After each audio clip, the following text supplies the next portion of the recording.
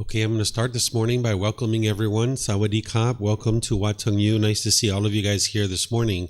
This is actually the third day of a 5-day course that I'm teaching, and I realize some of you guys are here maybe just for the morning because we have regular classes on Sunday, Wednesday, and Saturday here. And if that's what you're doing, that's fine. You're welcome to stay longer if you like. This course that I'm teaching over the 5 days, starting Monday through Friday, it's from 9 a.m. to 3 p.m.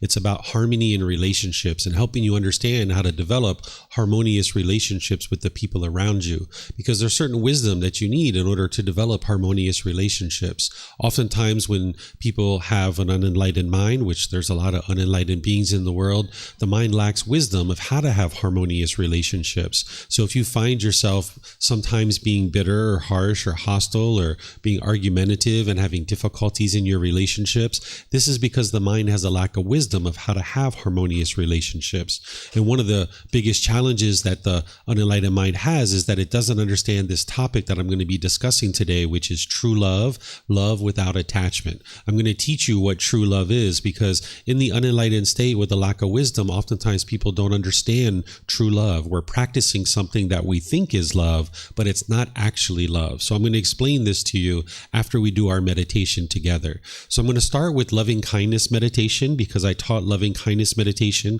to the class yesterday. And we're going to be doing this each morning throughout the course. And then in the afternoon, when we come back from lunch, we'll do breathing mindfulness meditation. And I have some topics to discuss with you there as well. So welcome to all of you guys that are here at the temple. Welcome to everyone who's joining us online as well. If you'd like to join for meditation, what I'm going to do is I'm going to start with some chanting to ease us into meditation.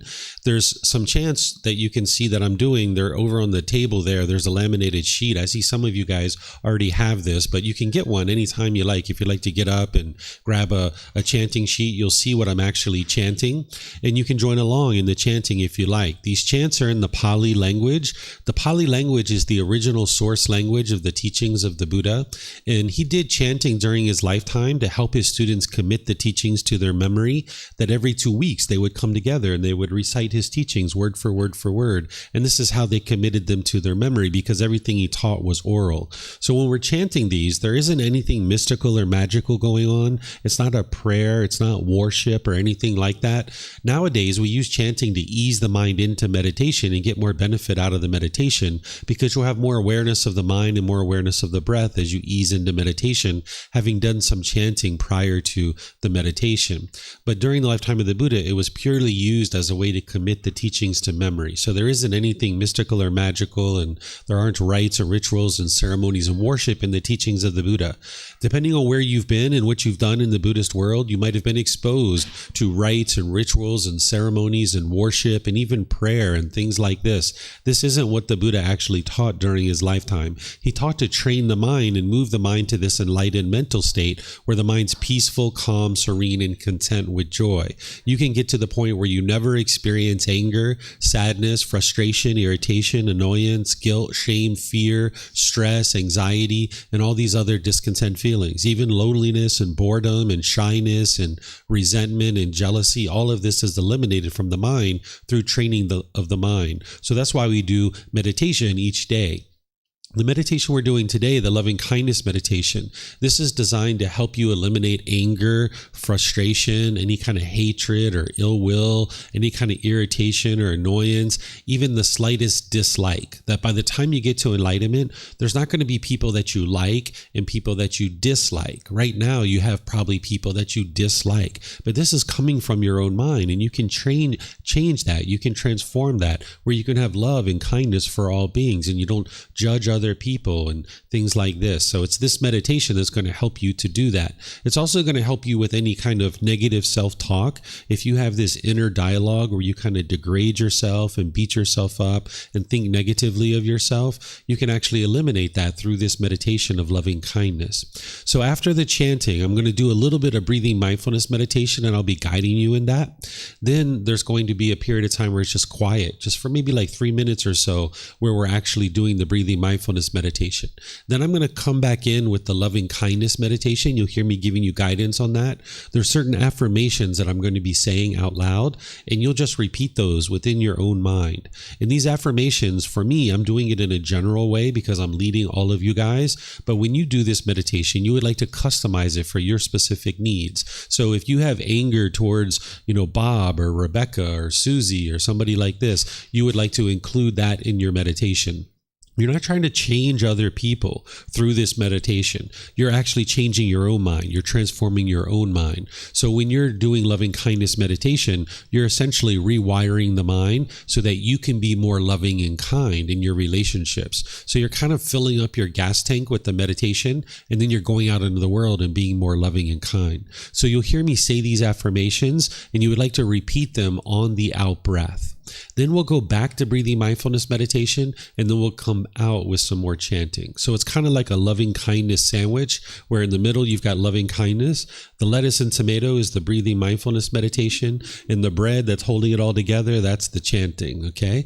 So I'm going to start with the chanting, and you guys are welcome to join in if you like, and then I'll come back in with the guidance. And then after the meditation, I'll share this topic with you about true love.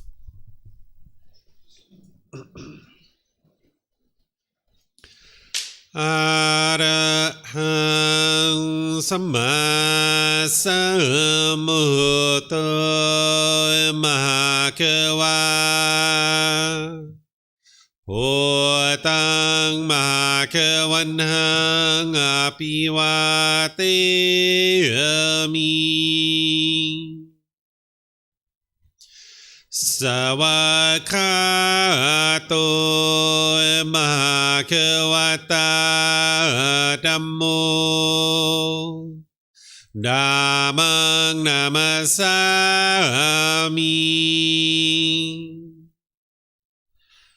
Supatipano Mahakavato Savaka Sangho Sanghang Namami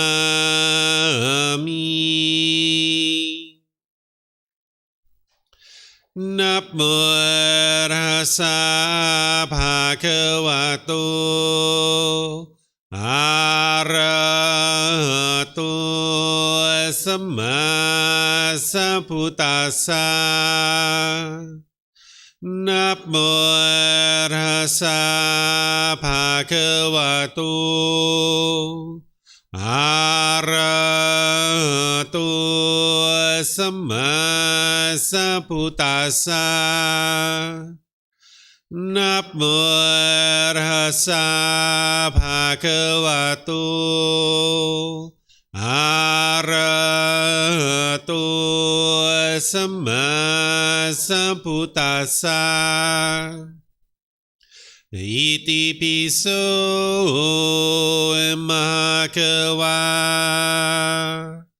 Arahang Samma Sambuddho Vicacaranang Sammuno Sakatoro Kawitu Anutero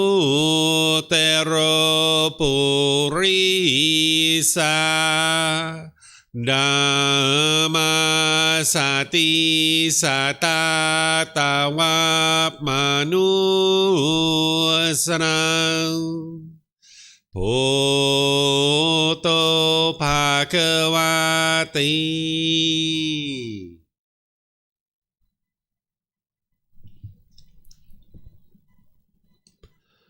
Okay, with the lower body and hands and arms comfortable, and the upper body erect, just close the eyes and start breathing in through the nose and out through the nose. Here you're just looking to establish the breath, a nice, natural, steady, consistent breath. Not forced or controlled, just a gradual inhale through the nose experiencing the full breath. And then, whenever you're ready, exhale out through the nose. Breathing in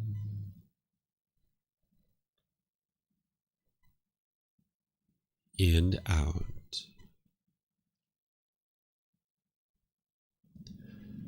Breathing in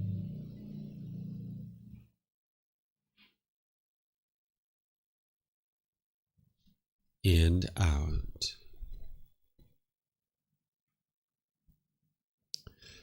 Your breath may not match up with the guidance that I'm providing, and that's okay. This is your practice. I'm just here for guidance. You can use this voice as a reminder that whenever you get to the next inhale, breathing gradually through the nose, developing a nice, natural, steady, consistent breath.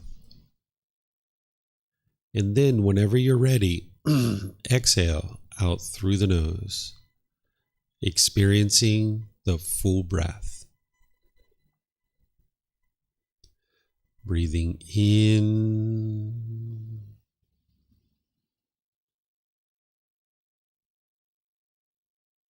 and out.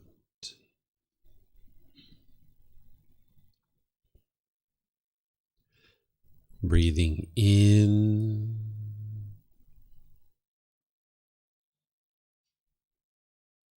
and out.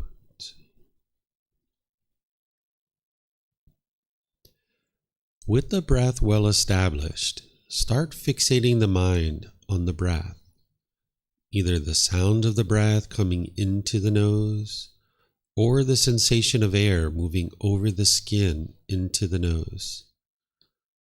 The breath is the present moment. Fixate the mind on the breath, the present moment. Breathing in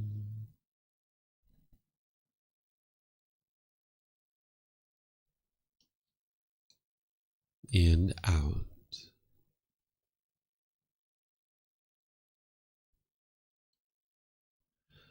Breathing in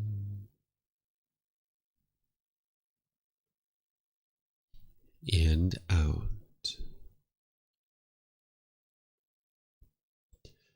With the mind fixated on the breath, whenever you notice that it moves off the breath, cut that off, let it go, and come back to the breath, the present moment. No need to observe the thought, label it, judge it, analyze it, or even try to figure out where it's coming from. Whenever you notice that the mind is moved off the breath, cut that off, let it go, and come back to the breath, the present moment. Breathing in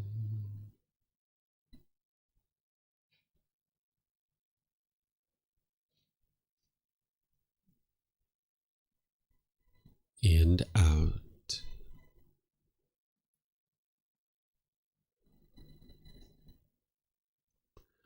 Breathing in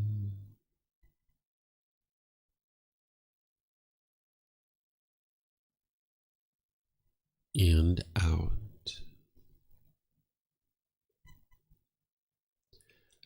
I'm going to be quiet now and let you do this work of focusing on the breath, cutting off and letting go anytime the mind moves off the breath. You have nowhere to go. There's nothing to do. No one needs you right now. This is your time to focus on the breath. Breathing in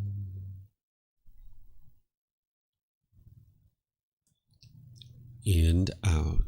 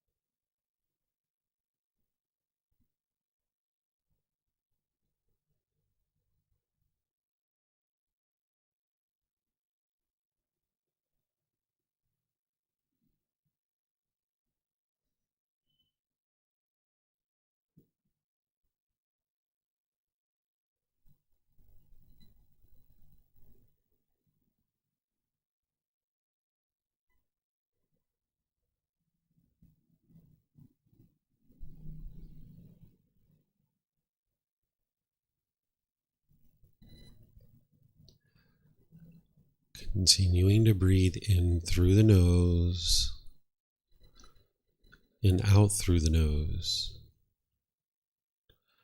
When you get to your next out breath, repeat these affirmations in the mind.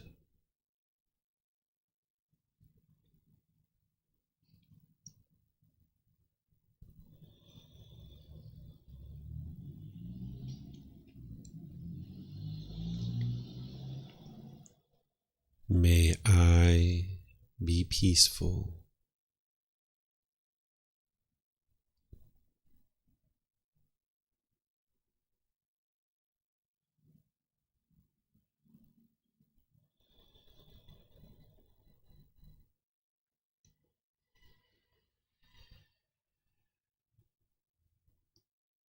May I be safe.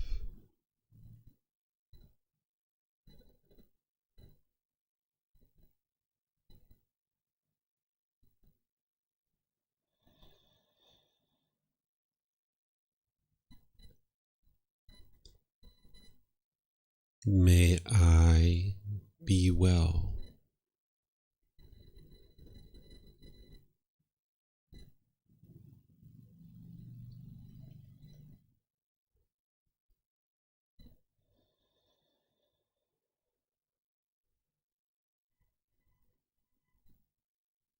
May I be free of all discontentedness in the suffering it causes.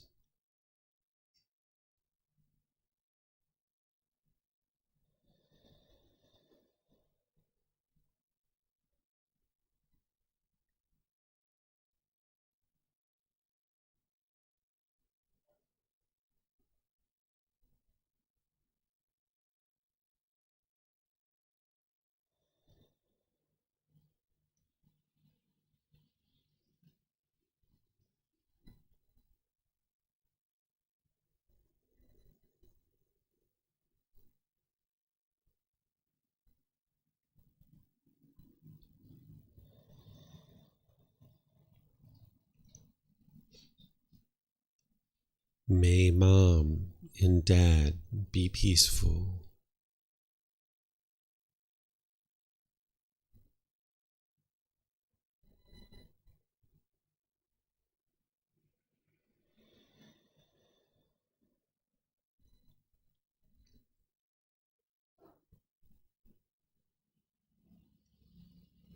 May they be safe.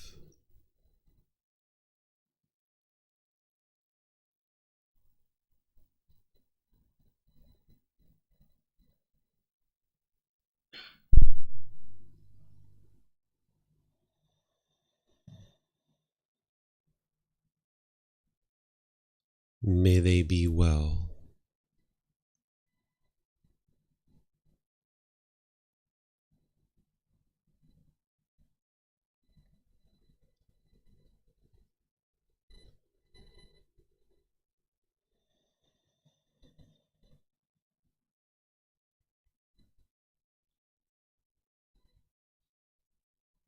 May they be free of all discontentedness in the suffering it causes.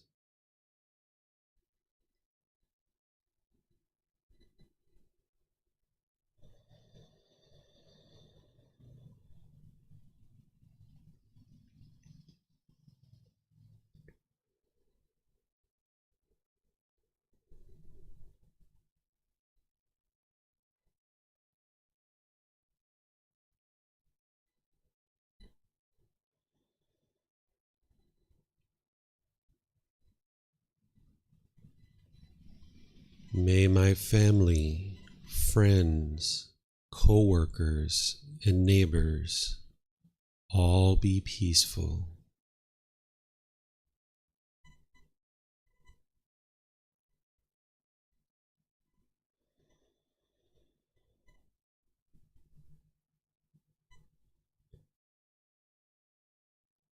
May they be safe.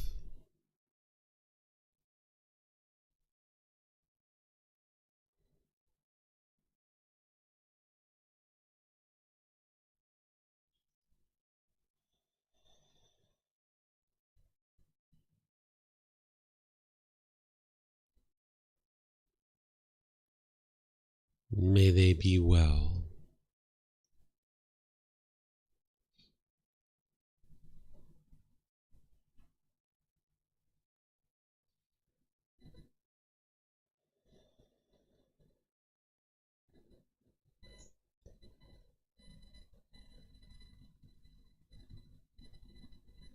May they be free of all discontentedness in the suffering it causes.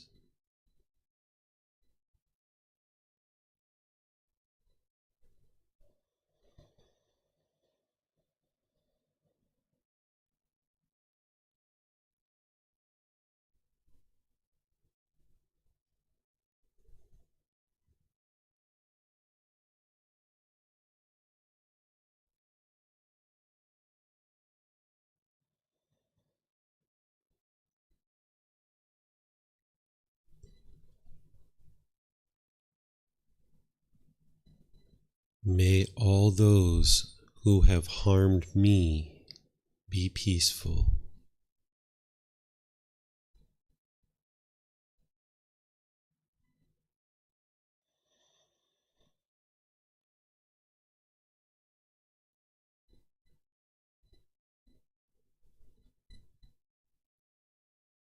May they be safe.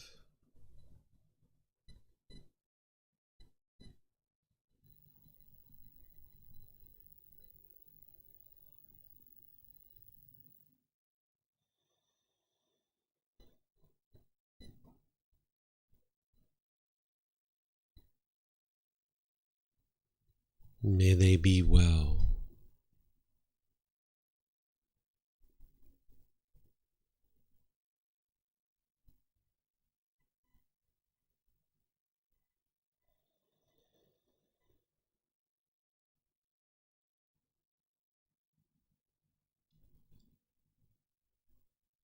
May they be free of all discontentedness in the suffering it causes.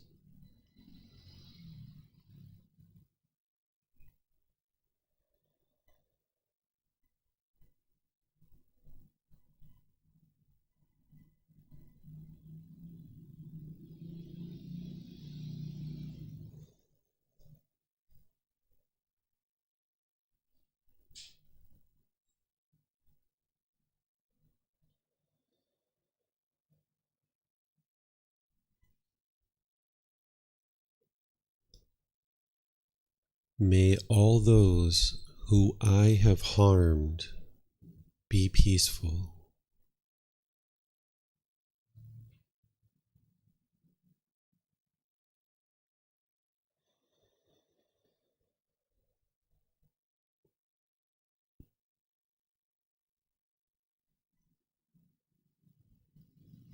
May they be safe.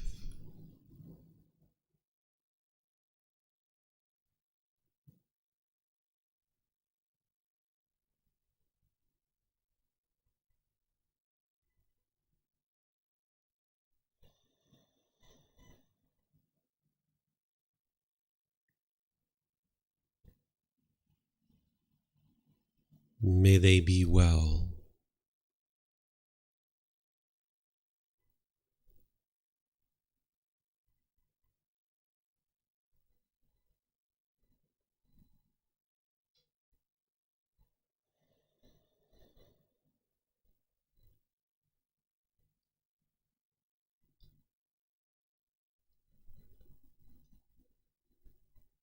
May they be free of all discontentedness in the suffering it causes.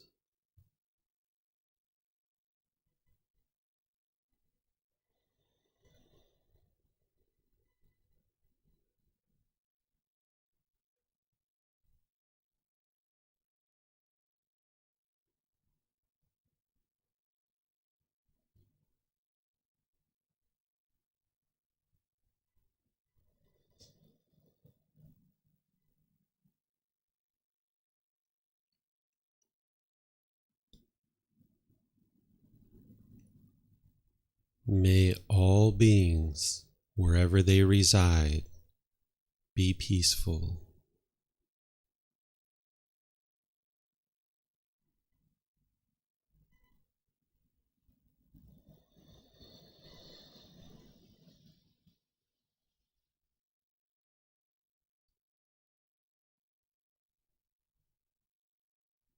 May they be safe.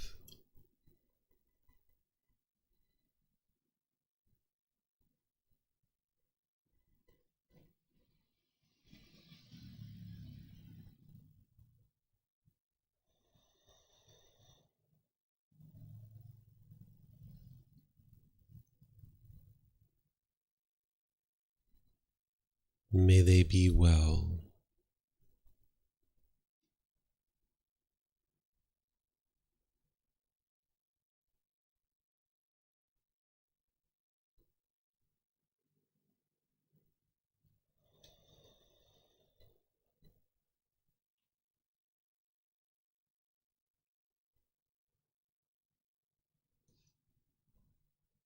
May they be free of all discontentedness in the suffering it causes.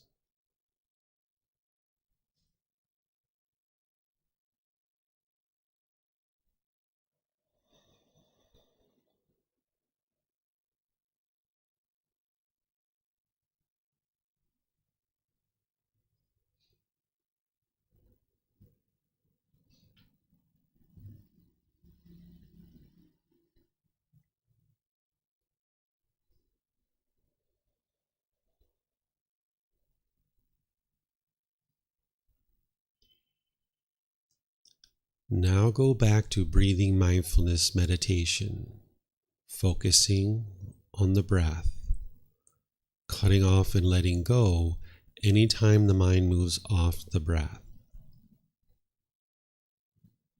Breathing in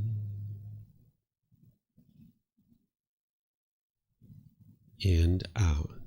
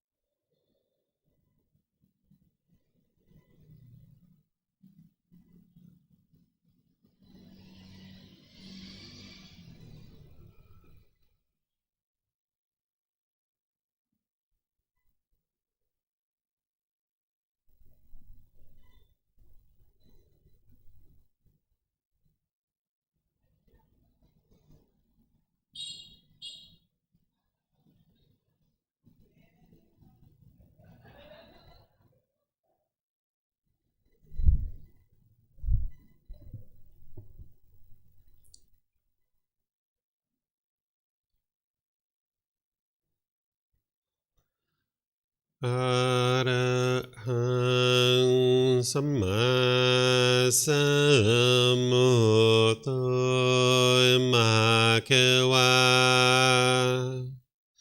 พุทธังมะคะวันตังอภิวาเทมิสวากขาโตมะคะวะตาธัมโมธัมมังนามัสสามิ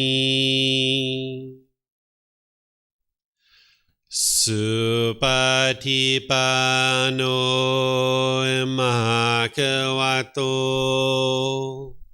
สาวกสังโฆสังฆังนามามินะโมตัสสะภะคะวะโตอะระหะโตสัมมาสัมพุทธัสสะนะโมตัสสะภะคะวะโต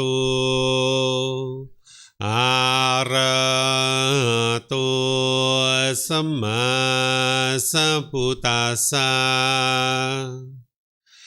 นะโมตัสสะภะคะวะโตอะระหะโตสัมมาสัมพุทธัสสะอิติปิโสมะคะวะอะระหังสัมมาสัมพุทโธวิชาจารณังสัมมุโนสกขาโตโรกาวิโตอนุเตโรปุริสาธัมมาสติสัตตตาวามนุสนังพุทโธภะคะวะติ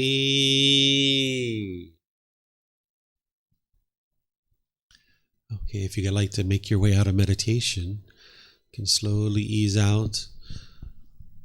Once again, welcome to everyone here at the temple. Welcome to everyone who's joining us online as well. Nice to see all of you guys this morning. I'd like to share a few things with you just to help you get more comfortable here at the temple if this is your first time here. In the back of the room, there's a bathroom, the very last door on the right. You're always welcome to use that bathroom at any point. Just feel free to get up and use it. There's also bathrooms outside the classroom. If you go out to the parking lot, there's signs that'll take you around to the main bathroom for the temple. You're welcome to go use that at any time. We even have water and juice and snacks and fruit here that is provided by our students. So you're welcome to help yourself and enjoy that at any point. And if you guys would like to spread out at all, there's plenty of space up here. If you would like to spread out a little bit, give yourself a place to stretch out a little bit, there's plenty of space up here in the front. You can feel free to relocate if you'd like to do that. So again, welcome to everyone. Nice to see all of you guys here this morning. What I do here is on Sundays, Wednesdays, and Saturdays, I have regular classes where I'm helping students to understand the teachings of the Buddha and guiding them to the enlightened mind or the enlightened mental state. And then I have various courses and retreats throughout the week throughout the month that you might decide to join. You can join here at the temple. You can join online as well because we have Zoom, we have YouTube and Facebook and all these different methods to be able to share the teachings beyond just the temple walls here in Chiang Mai. So you're always welcome to learn and grow and develop with us. We have a book series of 13 books that you can download for free from our website. You can take it and go print it if you like. You can get printed versions here at the temple by reimbursing us for our printing cost, or you can even order them on Amazon if you have access to Amazon. So again, welcome to everybody. And today's topic is true love, love without attachment. This is part of our Harmony in Relationships course, where these 5 days from Monday through Friday, I'm teaching students how to develop harmony in their relationships, because oftentimes people misunderstand what is love, and they're practicing something that's kind of masquerading as love. And if you're finding yourself in arguments and you're having hostility and bitterness and difficulties in relationships, and you're experiencing broken relationships over and over and over again, this is all because the mind just lacks wisdom of how to function and have harmonious relationships. And understanding true love will help you to gain more wisdom about how to function in relationships, so you don't need to be argumentative and hostile and bitter in your relationships. It's going to take more than just this topic to help you improve your relationships. There's other teachings that you need, but this is one of the teachings that an individual would need on their way to enlightenment and training their mind to get to this peaceful and joyful mental state. Because by the time you get to enlightenment, your relationships aren't going to have arguments. You aren't going to be arguing and being bitter and harsh and hostile. All your relationships will be at ease. By the time the mind gets to enlightenment, your mind is peaceful, calm, serene, and content with joy. You don't have any kind of hostility and bitterness towards others. You're not irritated or annoyed. You're not having those kinds of things. You don't even have the slightest dislike towards others. But when the mind has certain pollutions, which the Buddha discovered what these are, and then he provided the tools and techniques to eliminate them, when the mind has these pollutions, you'll find it difficult in your relationships. You'll struggle and you'll be challenged. But through learning and practicing and training your mind, not only can you eliminate all the discontent feelings where you no longer experience any anger and sadness, frustration, irritation, annoyance, guilt, shame, fear, stress, anxiety, loneliness, boredom, shyness, resentment, jealousy. Not only are all these feelings eliminated, but you also notice that the mind's focused, concentrated, you have clarity of mind and deep memory because you've eliminated the pollutions that are causing the mind to be shaken up. Your personal and professional relationships will be at ease, and you'll notice that you're not even in a bad mood anymore because all the causes and conditions that are producing the bad mood have been eradicated from the mind. So I'm going to share this topic of true love with you and helping you to understand what it is. And then as we get going and you guys would have any questions, you're welcome to ask any and all questions that you like. If you're here at the temple and you would like to ask questions, you can use the microphones here in the white bowl. All you need to do is come up and get a microphone and you can take it back to your seat. If you're going to use the microphone, you press the gray button on front of it, on the front, and the lights will come on, and then you just hold it up to your chin. We'll be able to hear you here at the temple, and then they'll be able to hear you online as well. If you talk here and you don't have a microphone, the folks online won't be able to hear what you're saying. And then for those of you guys in YouTube, Facebook, or Zoom, you can put your questions into the comment section, and I'll be able to see that, and then I'll be able to answer your questions. And those of you guys in Zoom, you can electronically raise your hand, and you can open up your microphone, and we'll be able to hear you here at the temple and to hear you through the live stream for you to be able to ask your question. So to get us started understanding true love, let me first just kind of remind those of you guys that know the Four Noble Truths, what's causing the painful feelings that you experience. And for some of you guys, you haven't learned the Four Noble Truths with me. There's 4 individual truths that the Buddha teaches, and you can independently verify the teachings of the Buddha. You're not believing his teachings, but you're learning them, investigating, examining them. You're reflecting on them to independently verify them, and then you're practicing them and integrating them into your life, and this is what's transforming your mind. Well, the very first teaching of the Buddha is called the Four Noble Truths. This is where he explains to you the problem in your mind, the cause of that problem, the elimination of it, and the path forward. The first noble truth is that everyone that is unenlightened will experience discontentedness. So if you experience those discontent feelings like anger, sadness, frustration, and all those others that I mentioned, that's because the mind is unenlightened. And that's the problem, that in the unenlightened state, the mind will go up and down and up and down. Oftentimes in the human state, when we're unenlightened and we lack wisdom, we experience anger and frustration and sadness and all these other discontent feelings. And you might just think this is normal and that you need to be subjected to this and you need to continue to experience these emotions all throughout your life. But the truth is that you can actually eliminate these discontent feelings, but you wouldn't be able to eliminate them if you didn't know what was causing them. So the Buddha explains in the first noble truth what the problem is, which is these discontent feelings, conditional feelings. The mind's going up and down and up and down. You experience happiness and excitement and elation, and then it falls and fades away, and then you get angry and sad and frustrated or lonely or bored or sad. All these discontent feelings are plaguing the mind, and you're finding that sometimes in life it's quite challenging to deal with these kinds of feelings and emotions. So that's the problem that the Buddha discovered, one of the problems. That's the main problem that's plaguing the human mind. But then he explains the cause of this problem in the second noble truth. The cause of these discontent feelings is called craving, desire, attachment. This is the mind's longing and yearning, the mind chasing after the objects of its affection.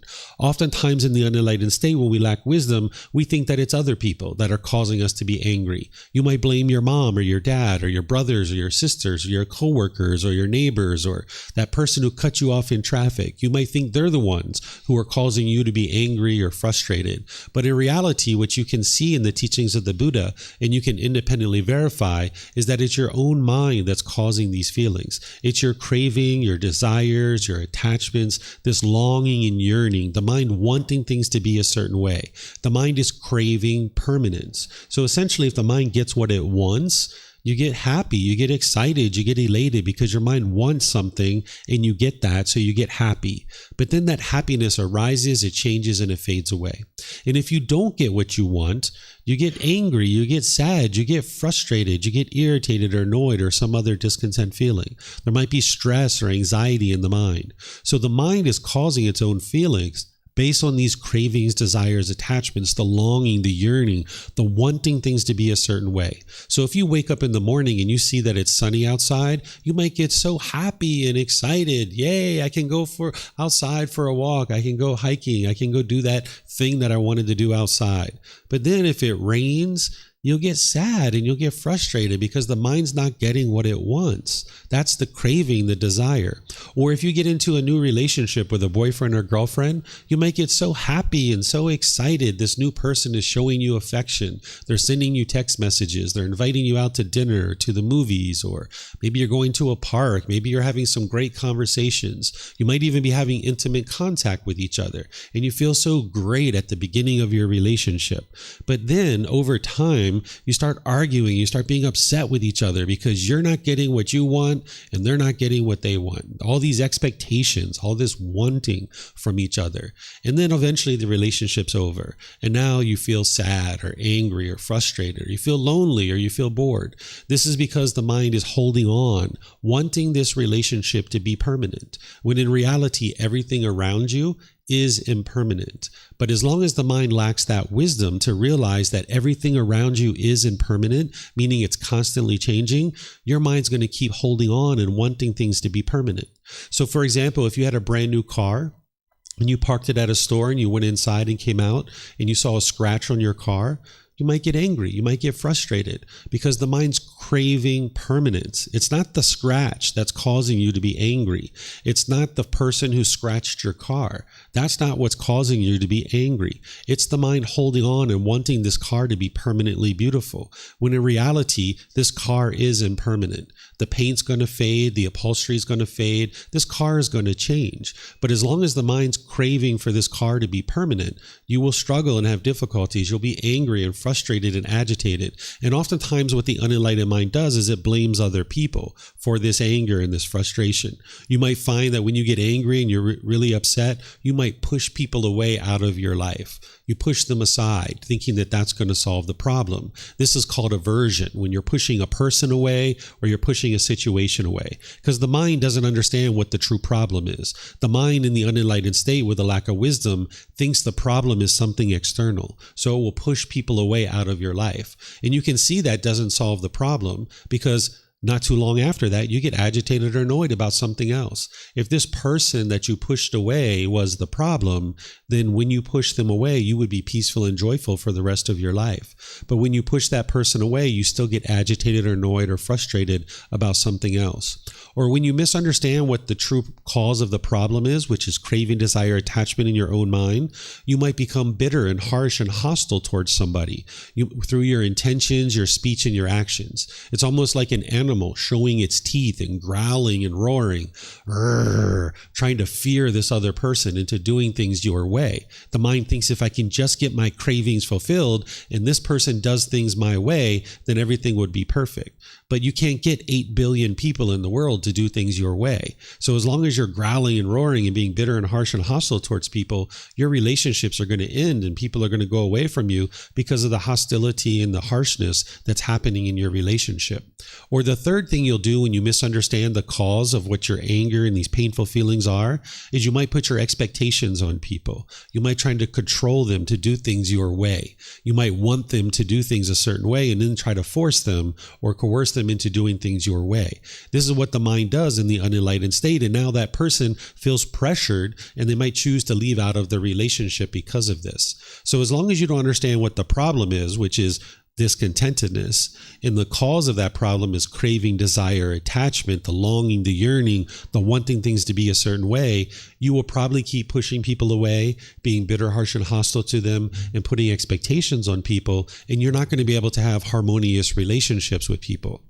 So what the Buddha is teaching you in the third noble truth is that you can eliminate this discontentedness. You can eliminate it through training your mind to eliminate craving, desire, attachment. And there's an entire path forward called the Eightfold Path, which is the fourth noble truth. The Buddha lays out in the fourth noble truth that the complete perfect plan is the Eightfold Path. And when you learn the Eightfold Path, which I taught on Monday and I teach many different times throughout the month, and it's been recorded and there's books and all these things that you are able to learn it if you like, you can learn these 8 individual steps to train your mind and get to a point where your mind's peaceful and joyful permanently. You'll no longer experience any discontent feelings. It's physically impossible for an enlightened being to experience anger, frustration, or any other discontent feeling. It's not possible for the mind to experience that. So this is occurring through training of the mind. You can't believe your way to enlightenment. There's no rites or rituals or ceremonies or worship that's going to produce enlightenment for you. You need to be able to train the mind. And meditation is one of those trainings, but there's other training that you need too. You can't just meditate your way to enlightenment. So you're going to need meditation, but there's other things you need as well. So that's why I'm sharing these teachings with you to help you. And the reason why I'm reminding you of the Four Noble Truths here when we're talking about true love is because oftentimes in relationships, when you feel painful feelings, you might think it's your love that's causing those feelings, but it's not actually the love that's causing these feelings. I'm going to explain to you what true love is, but first it's important to understand what's causing your sadness and your anger and your frustration and all these other painful feelings, which is in your own mind. It's your craving, your desire, your attachment, your longing, your yearning, your wanting things to be a certain way. And when the mind gets what it wants, it gets pleasant feelings. And when it doesn't get what it wants, it gets painful feelings. And you can independently verify this for yourself. You can look at a recent time where you've been angry or sad or frustrated or some other discontent feeling. Don't believe what I'm sharing with you, that your mind is causing your own discontent feelings. You need to be able to see the truth for yourself and cultivate wisdom. Look at a recent time, either this morning or yesterday or last week, when you've been angry and sad and frustrated or some other discontent feeling. Look at that situation now with these fresh eyes. At that time, you might have been trying to blame other people for the feelings you were experiencing, but look at that situation now with this new wisdom. What was it that your mind wanted? That your mind wanted something, and if you would have got what you wanted, you would have experienced happiness and excitement. But if, since you didn't get what you wanted, you were angry or sad or frustrated or some other discontent feeling. You can reflect on this and see the truth for yourself, that your own mind is causing these feelings. And then you can see that it's not love that's causing the anger and sadness. Because sometimes people think love hurts. And when they're in relationships and they're experiencing these painful feelings, they might push away a husband or a wife or a boyfriend or a girlfriend, or they might think that, oh, I'm never getting in another relationship ever again. But relationships can be very fulfilling. They can be very satisfying when you understand true love and how to actually practice in such a way that you're able to live harmoniously with all beings. So there's this craving, desire, attachment, this longing, yearning, this wanting, this expecting that's masquerading as love. The mind thinks in the unenlightened state that this is love. And this is the misunderstanding that I'm going to help you clarify to be able to understand. But you need to do the work to be able to understand what I'm actually sharing. So in the unenlightened state, we might meet somebody And we might be attracted to them physically, emotionally. We might be attracted to them intellectually, might be attracted to their finances or their money or something like this. And now, because of that, we start being interested in getting to know this person. And we start to get to know this person. And at the beginning of the relationship, everything couldn't be more wonderful. Oh, it's so wonderful. Oh, ever so much happiness, so much happiness. And that's because there's no expectations at that point. Nobody wants anything from each other. The only thing you're interested in is getting to know this person. And you're just getting to know them and they're getting to know you, and everything's so perfect. But then as the relationship goes on, the mind starts getting attached. You start having cravings. You start having desires.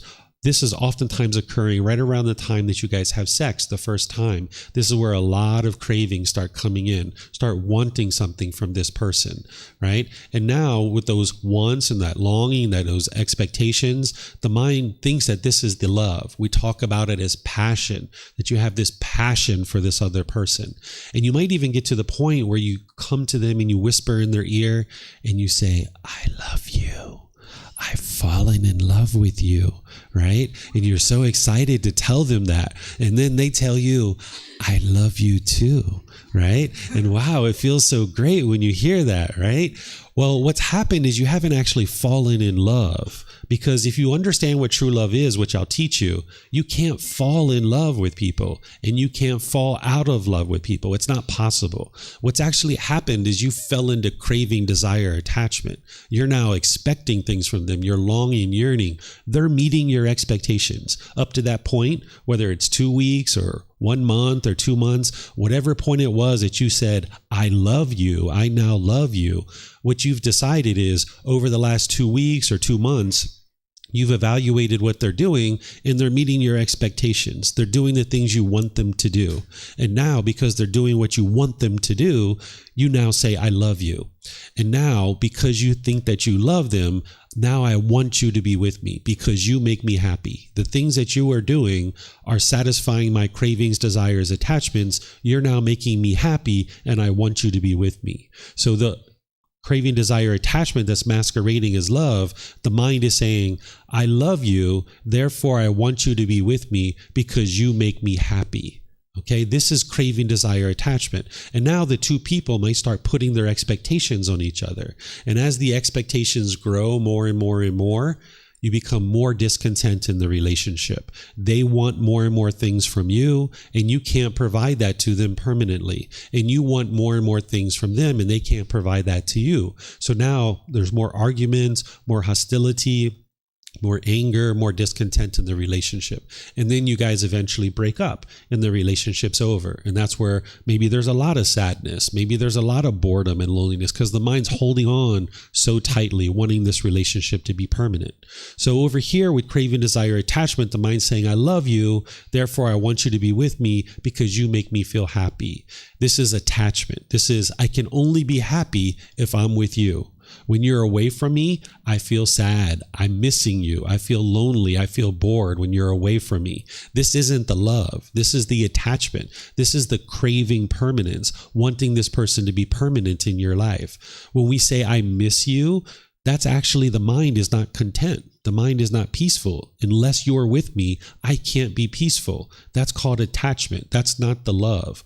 What true love is, which I'm going to explain to you now, what true love is love where you love this person as they are. You're not trying to change them. You're not trying to force them to do anything. You're not trying to control them to do anything. So over here, where there's craving, desire, attachment masquerading as love, you might be putting your expectations on people and trying to control them and get them to do things your way because the mind's trying to satisfy those cravings, desires, attachments. There's all these expectations, and this person can't fulfill your expectations permanently. And the mind's saying, I love you, therefore I want you to be with me because you make me happy. But this is selfishness. This is the mind saying, hey, I want you to be with me because you make me happy, and I can't be happy without you. Over here with true love, it's I love you as you are, and I would like to see you be well. I have a genuine interest in seeing you be well. I love you unconditionally. You didn't do anything to earn my love, so therefore there isn't anything you can do for me to fall out of love with you. I just love you as you are. Not interested in putting my expectations on you, not interested in controlling you, not interested in telling you what you should or shouldn't be doing. I just love you as you are. Part of loving someone as they are is making space for them to make their own decisions. Oftentimes when there's craving, desire, attachment in the mind, and when there's ego in the mind, you might think you know what's best for other people. You might try to step into your parents' life and tell them what they should or shouldn't do. Or maybe your parents are doing that to you. Maybe people are stepping into your life and trying to tell you what you should or shouldn't be doing. This is their craving, desire, attachment. They're putting their expectations on you because their own cravings, their own expectations, their own ego thinks that they know what's best for you in your life, right? So that's craving, desire, attachment masquerading as love. But this true love is I love you as you are. And whatever decisions you make, I'm just here to support those and encourage you in those decisions. But the problem is that most people don't understand what true love is, and they're not practicing true love, where you just love someone as they are. So mom and dad most likely have true love in there somewhere for you. They just love you as you are, but they have these cravings, these desires, these attachments, these wants and expectations that are polluting their true love. And they're putting these expectations on you, wanting you to do things a certain way. And now because you've grown up that way, you might think that that's true love. So when you get into a relationship with a boyfriend or girlfriend or somebody else, you might be putting your expectations on that person and trying to control them to do things a certain way. But if you can pull that back and realize that's not love, that people aren't going to do things your way. There's only one person in the world that's going to do things exactly your way. Do you know who that person is? Yourself, right? You're the only one. You're the only one that you're ever going to agree with 100% of the time. So oftentimes when you see somebody doing something that you disagree with, you might get angry or frustrated. You might even try to go into that person's life, like your brother or sister, your mom or dad. You might try to control them and tell them what they should or shouldn't be doing in their life. This is the mind's craving, desire, attachment, wanting that person to be a certain way and putting the expectations on that person. And maybe now when you're feeling those painful feelings because mom or dad or brothers and sisters aren't doing things the way you want, you might think the way to solve that is to try to force this person to do things your way. But there's not going to be ever a time when everybody does things your way. There's only one person in the world that's going to do things your way. There's only one person that you're going to agree with 100% of the time. So if you can only love somebody who does things your way, then you're only going to be able to ever love yourself, because it's only a matter of time before somebody does something that you disagree with. Because of impermanence, everybody's had different experiences in life, and we're going to be doing things in a different way. But when we have ego in our mind and we think that we're so right and everybody else is so wrong, then we only think there's only one right way to do things, and everybody else that's doing things is doing it the wrong way. And when you see your mom or dad or brothers and sisters doing things a certain way, you might experience painful feelings because they're not doing it your way, because you have these cravings, desires, attachments in your mind. And you might feel like the way to solve that is to try to put your expectations on them and try to control them to do things your way. But this is just causing difficulties in your relationships because you're not practicing true love, love without attachment. If you're going to practice true love, love without attachment, you can disagree with somebody's choices and decisions, and you can still love the person. You can separate these two things. You can see that the decisions that someone makes, that's just their decisions. And there's more than one right way to do things in the world. There isn't just your way. That's not the right way to do things for everybody. Everybody has their own unique way of approaching certain challenges and struggles. But if you can only love someone when they do things your way, then you're only ever going to be able to love yourself. And sometimes you might even find that challenging to love yourself. You might have negative self-talk in your mind. So if you can separate the decisions people make from the person, then you can disagree with the decisions that someone makes while still loving the person. And loving the person is to have a genuine interest in seeing this person be well, loving them as they are, not wanting them to be different, not forcing them to be different, not trying to put your expectations on them and try to control them to do things your way, but allowing them to make whatever decisions they would like to make. And you're there to support them, encourage them, and help them as they ask for advice. Because when there's ego in the mind and there's craving, desire, attachment, you might start giving people unsolicited advice and trying to tell them what they should or shouldn't be doing in their life. And this is just going to cause complications because people are going to feel pressured, like you're trying to dominate their life and trying to tell them what they should or shouldn't be doing at any one given time. But if you can eliminate your own cravings and wanting people to be a certain way, you can restrain your mind and just understand that everybody needs to make their own decisions. And then you're there to help them and encourage them and support them as they ask for your guidance or they seek your guidance and understanding. So true love is to love somebody as they are. I love you, therefore I would like to see you be well. So when you can get to this, you can love everybody in the world. Love doesn't mean that I want something from you. Love is, I would like to see you be well. So I love every single one of you. And there's nothing that you could do for me to stop loving you. It's unconditioned love. I would like to see you be well.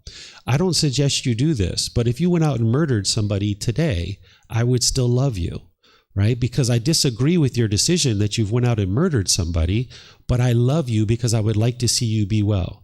If you called me from jail and said, hey, David, I made a big mistake. I murdered somebody. I need your help. Can you come help me? I would like to hear some teachings of the Buddha. I would come see you. I wouldn't be angry. I wouldn't be upset. You haven't done anything that harmed me, or even if you did harm me, I wouldn't be upset by that.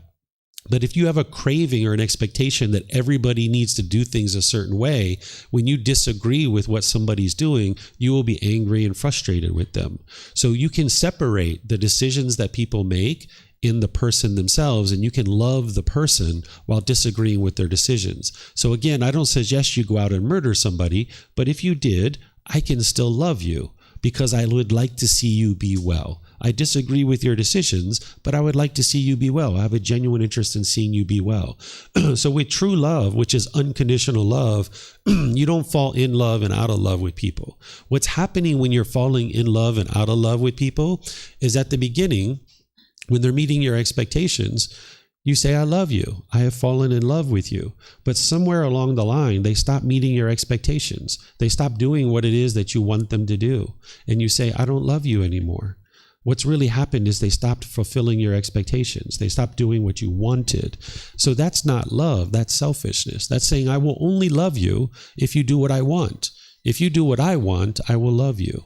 Right? And this isn't something you need to feel guilty or shameful about, because this is what every unenlightened mind tends to be doing when you don't understand what true love is. You will say, I love you when that person is meeting your expectations. And when that person isn't meeting your expectations anymore, you will say, I don't love you anymore. And that's falling in love and out of love. But that's not true love. There's no such thing as conditional love, but if we'd like to call it conditional love, that is conditional love, where there's certain conditions that have to be met in order for me to say I love you.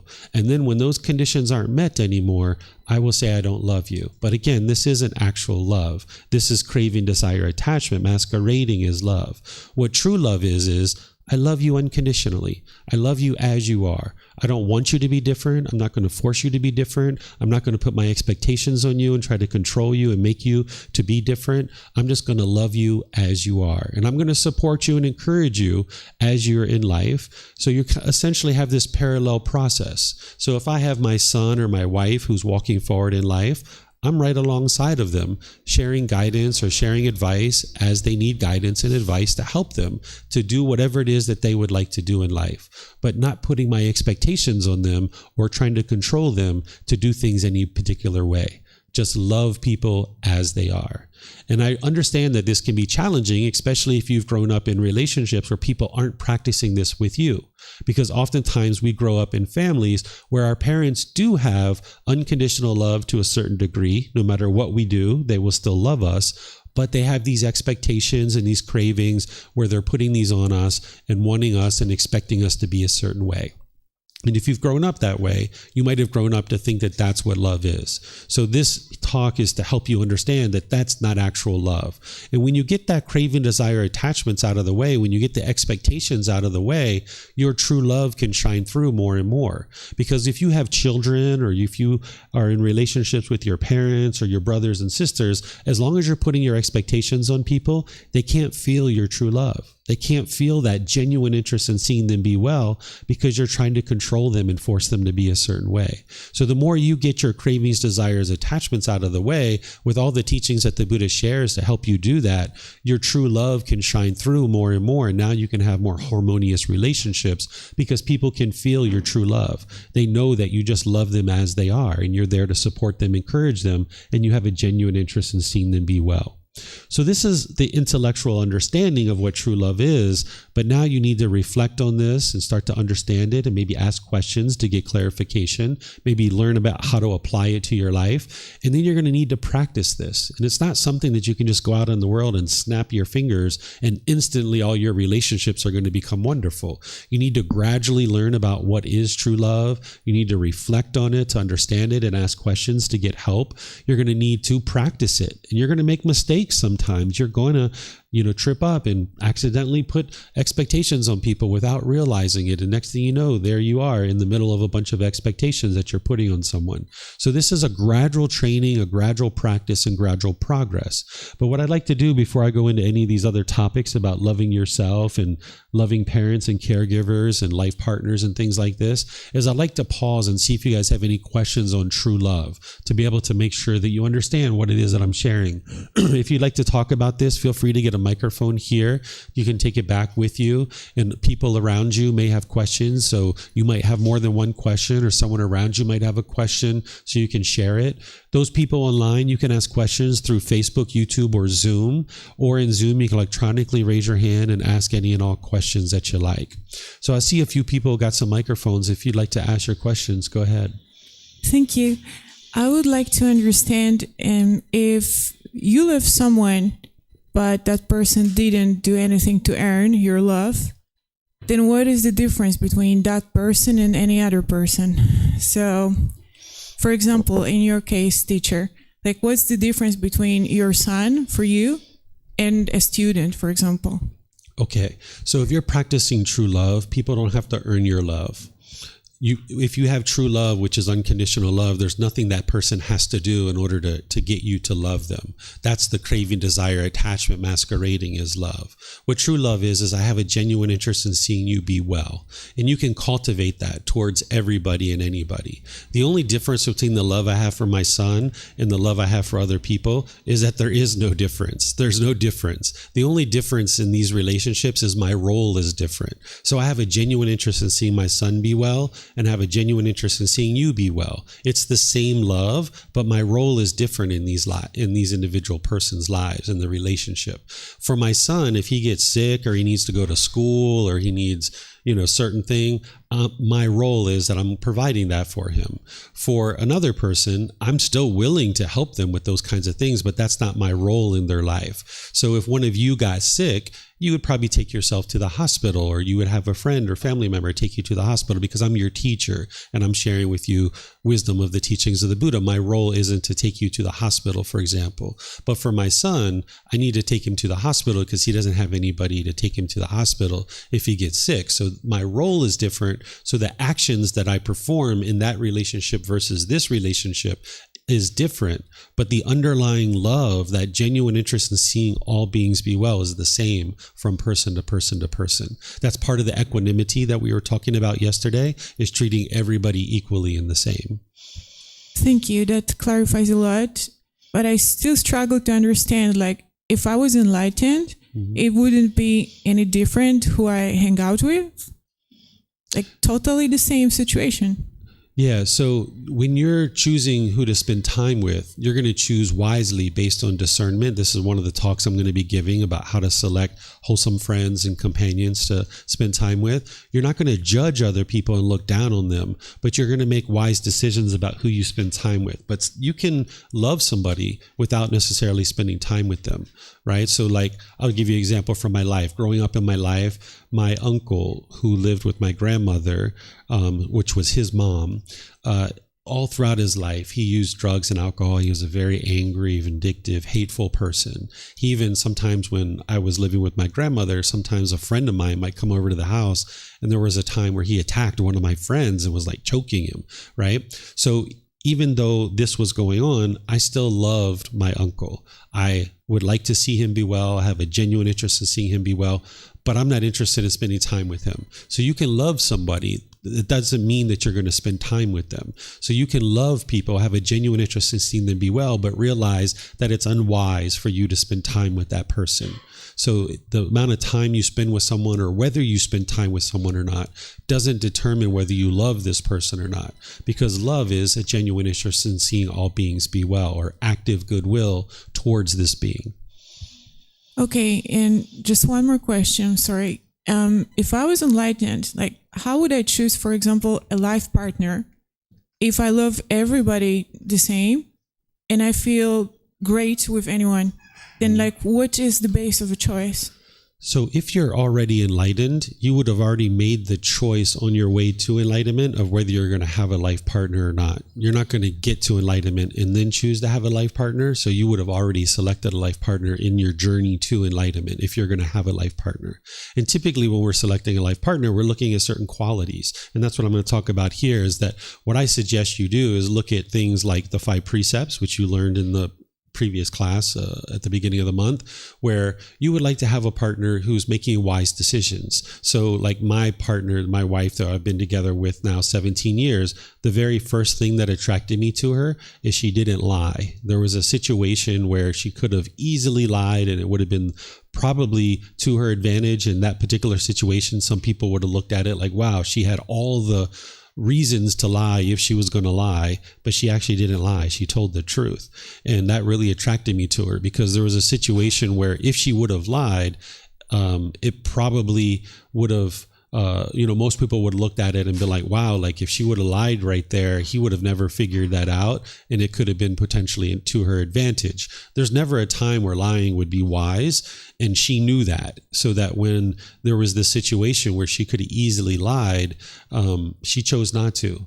And I realized that, and that is what attracted me to her. So when you look at things like the 5 precepts about killing and stealing and sexual misconduct and lying and intoxicants, if you select a life partner in your life, this is like the CEO or COO of your company. If you had this big corporation and you were going to hire a CEO in your company, that company is going to live and breathe and die based on your selection of who you pick as the CEO. So this position in your life as your life partner, this is a really significant position in your life, and you would like to select wisely, because whoever you select in that relationship, now whatever they choose to do, it's going to impact you, because it's your choice to be their life partner. So if you chose somebody who was gambling or stealing or having sexual misconduct or lying or taking substances that cause heedlessness like drugs and intoxicants, this is all going to affect you in an unwholesome way because of their unwise decisions. So that's what I suggest somebody looks at when they're selecting a life partner. And that's what I usually talk about when we get to this point, is you should look at those kinds of things, making wise decisions about an individual and the choices that they make. But your love right now that you're thinking of, like maybe you're attracted to them physically or intellectually or financially. These are just all cravings, desires, attachments. And sometimes that's what attracts you to someone. So not only was I attracted to my wife because she didn't lie, but yeah, she was physically attractive too. I thought that she was attractive. So those were the kinds of things that I was looking at. But at that time, my mind wasn't where I am today, right? So an enlightened being, by the time they get to enlightenment, they would have already made their choices prior to that, when they were unenlightened, of whether or not they're going to have a partner or not, and what type of partner they're going to have. And then together, you guys would work together in order to build a wonderful life together. But there's wisdom that's needed in order to do that. And one of the wisdoms is true love. Because if you're in a relationship with a partner and you're constantly putting your expectations on them and wanting them to do certain things, and they're constantly putting their expectations on you, the relationship's not going to go very well. So for example, when I met my wife, she at that time was essentially unemployed, and when she moved in with me, I would come home from work and man, she'd have like 5 or 6 dishes on the table waiting for me. There was so much food that I couldn't even put a plate on the table to be able to eat. She would have my clothes washed. She would have the house clean. She would have all this food and everything, right? There was all these things going on that it was amazing. Well, if that was what I thought the love was, that her cooking dinner and cooking and cleaning and all this, if I thought that was the love, well, now later in life, things have changed. We've had a child, 12 years ago or 11 years ago. She's working now. She has her own job, her own business. She doesn't cook anything for me anymore. And I've even changed my food intake. I eat all plant-based food. I eat vegan food. She doesn't know how to cook that. So if I thought that her love was her cooking, now I would think, the love's gone. Right? Like she doesn't love me anymore because she doesn't cook for me. But what's happened is there's just change. Things have changed because of impermanence. So now she doesn't cook. She doesn't wash my clothes. I take care of all of that myself. She takes care of all of her own stuff, but there's still love in our relationship. We love each other. We would like to see each other be well. Same thing with like sex. Sometimes we might think that we're making love, right? You're not actually making love. What you're doing is you're stimulating each other's senses and you're giving each other pleasant feelings. That's what you're doing. So if you think that the sexual contact is the love, as you're not getting fulfilled sexually, or maybe your sexual relationship dips off or you're not having sex as often, you might think the love's gone because you're not having sex so much. And this is part of the unknowing of true reality in the mind, is that early on in a relationship, usually the sex is really great because it's all new and it's different. And this person is stimulating your senses in a way that the other person didn't. And now with this person stimulating your senses differently, you get all these heightened pleasant experiences in the mind, these conditioned pleasant feelings. But then 6 months, a year, 2 years into that, those pleasant feelings aren't as strong anymore because they've been stimulating your senses in this way for an extended period of time, and it doesn't stimulate you as much as it used to. So now 2 or 3 or 4 years later, as you're not getting all those pleasant feelings from the sexual contact, you might think the love is gone. If you think that the sexual act is your love, and we even call it making love, but really what you're doing is you're just stimulating each other's senses and then getting to this heightened period of time in your mind where you've got these conditioned pleasant feelings. So if you start looking at what true love is, which is this genuine interest in seeing all beings be well, you can have relationships that are sustaining and fulfilling and long lasting.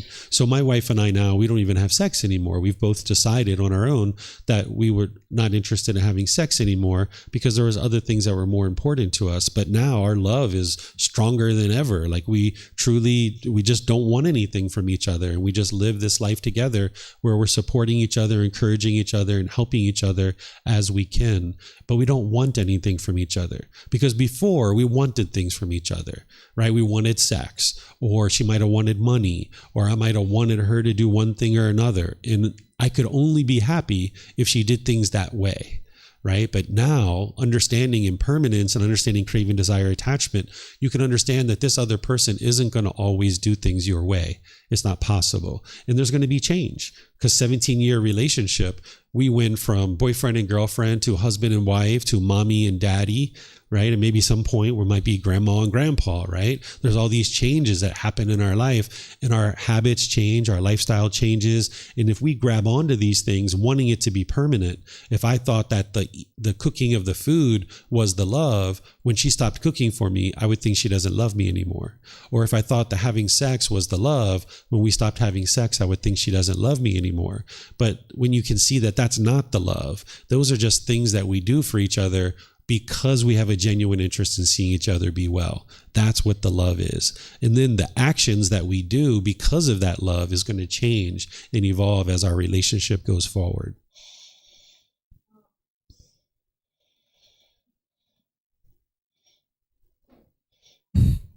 I'm just speechless. It's so different to what I used to think. Mm-hmm. And the mind starts understanding. Thank you, David.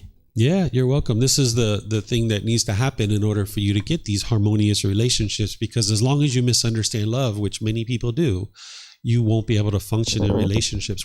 We see mom and dad getting ready to make a decision that you might know that is going to turn out badly for them, and you might try to rush in there and try to force them to do things your way, because those painful feelings that you're going to experience when they're struggling, you don't want to experience those painful feelings because you're attached to mom and dad and wanting them to be permanently happy. And when you see them headed for a problem, you might want to rush in there and change what they're doing. And you might do this with your children or your life partner, that you see them headed for some difficulty that you have wisdom about, and you don't want to feel those painful feelings when they're struggling. So you might try to rush in there and put your expectations on them and control them. But now they're looking at you like, hey, why are you trying to control me? Why are you trying to force me to do things your way?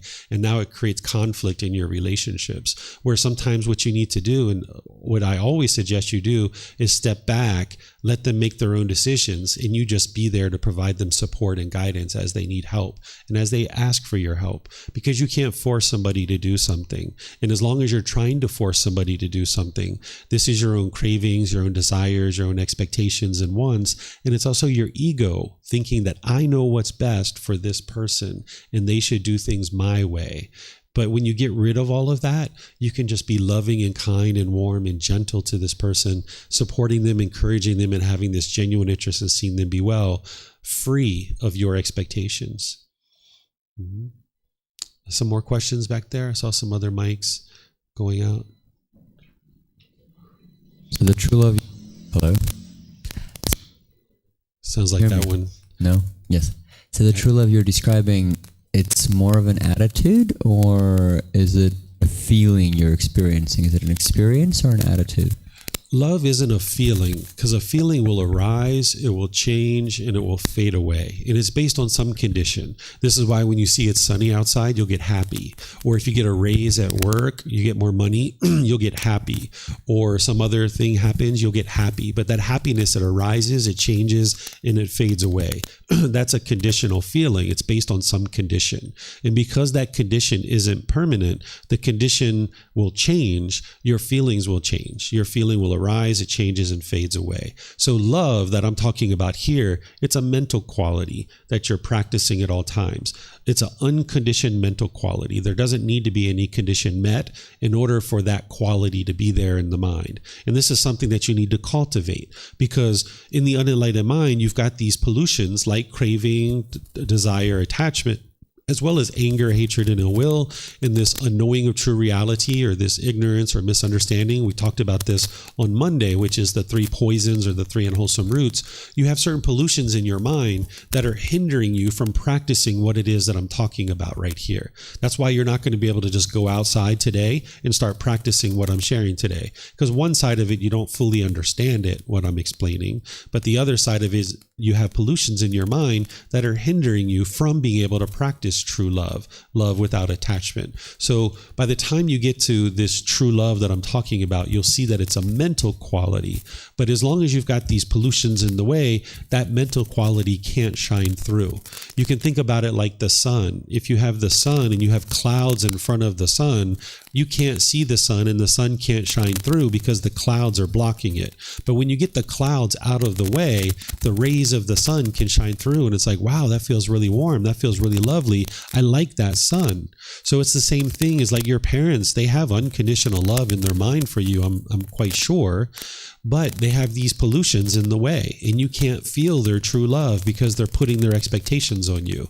And this is the same thing that you're experiencing, is that you don't like it when people put expectations on you, but you put expectations on other people, don't you? Right? You don't like it, but then the mind doesn't think about that. Like, I don't like it when people try to force me to do things, but yet you might be trying to force other people to do things. So in order for your sun to shine through, in order for that brightness and radiance of this mental quality of true love to shine through, you got to get the clouds out of the way. You got to get the pollution out of the way. So that's where the Eightfold Path is so important, which is the core central teaching of the Buddha, that you learn and practice that, because that's what's going to get the pollution out of the way. So this love and this brightness and radiance can shine through. And now when those rays of sun touch your parents and touch your siblings and touch your life partner, your children, wow, they can feel your true love now, because it's not coming through all this pollution anymore. Mm-hmm. Yeah, I see a bunch of hands. I'm not sure which I was order. just wondering how you can raise children without any expectation. Mm-hmm. Yeah. It's a good question. So an expectation is when you're wanting and you're longing and you're yearning for something, for them to do something. And you can only be happy when you get what you want, right? That's what the craving, desire, attachment is. So I'll just give you examples with my son in my life, right? So my son, I would like him to wash the dishes, or I would like him to put away the dishes, for example. And I need to teach him this because he needs to grow up and have the wisdom of how to do these things, because one day he's going to be living on his own and he's going to need to know how to do these things. But I don't have an expectation that he does it, a longing, a yearning for it. So what I'll do is I'll say, Bailan, Dad would like you to put away the dishes. And he might say, in the past, he might say, no, I don't want to put away the dishes. I want to play video games. I'm like, oh, okay. Well, you're going to need to put away the dishes. Do you have a certain time frame when it's better for you to put away the dishes? And he's like, yeah, as soon as I'm done my game, I'll go put away the dishes. I was like, perfect. Sounds good. Because I don't really care when he does it. I'm just interested that he does it.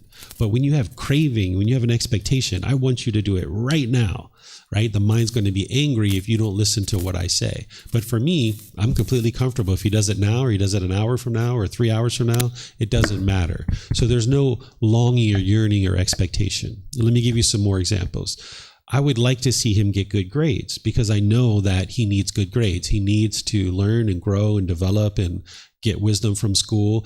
And if he comes home with grades that are less than wonderful, then he's going to be more challenged in his life as he's going out into the world. So I don't have the expectation that he will get good grades. I don't have the longing, yearning for it, but I support him and I encourage him and I help him to be able to get good grades. But then there's certain times where he comes home and he doesn't have such a good grade. And I see the grade and we talk about it and we discuss it and we figure out like, what was it that led to this particular grade? You know, well, there's this cause and effect. There's a certain cause and a certain effect, or action and result. There's gamma. So we talk about it and figure it out. You know, were you doing your homework? Were you paying attention in class? Were you doing this? You know, we discuss all these different things, and then we figure out where he's not having a certain action that is leading to a certain result. And then once we uncover that, then he's got to work at that in order to improve it. Whereas if I have an expectation, I'm going to be angry and I'm going to be frustrated when he comes home with those bad grades.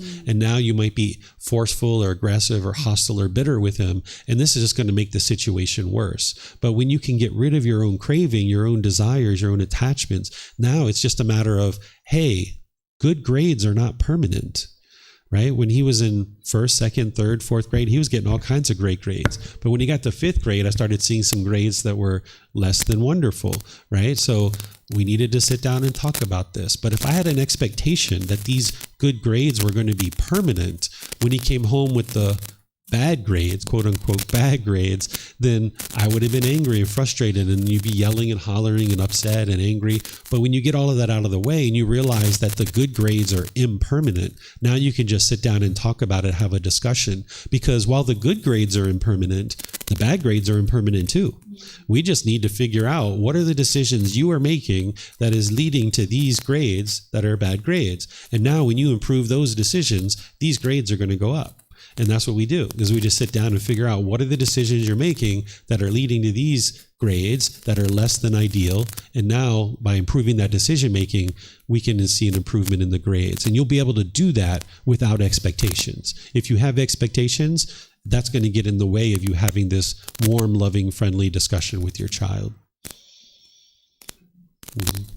So it's about not wanting and longing and yearning, but instead guiding your child, guiding them through wisdom and wise decision making. You need to guide them and teach them and help them cultivate wisdom, because anything that's going, anything that's unwholesome in your child's life, it's just because of a certain lack of wisdom that they don't have. That there's a certain lack of wisdom, they're making unwise decisions, and you need to figure out where's the lack of wisdom, and let me help them get that wisdom so they can improve their decision making. So if you guide them in cultivating wisdom, then they'll make different decisions and experience different results. But being angry and bitter and hostile and harsh with them isn't going to solve the problem. And that's all coming from your craving, your wanting, and your expectations.